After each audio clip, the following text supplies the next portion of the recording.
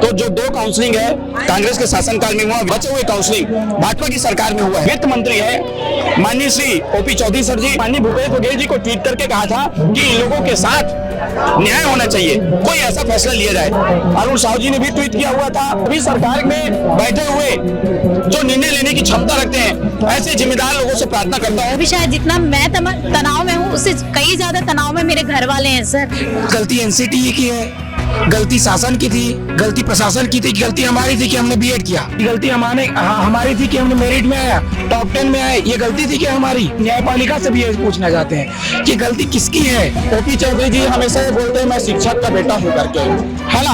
हम लोग भी प्राइमरी शिक्षक है सर, हम लोग भी बच्चे पढ़ाते हैं, जैसे उनके पिता शिक्षक थे हम लोग भी शिक्षक है। हमारी नौकरी बचाए सर, हम लोग भी पढ़ाना चाहते हैं बच्चे को, क्योंकि एक भविष्य की सुरक्षा हम महसूस कर रहे थे।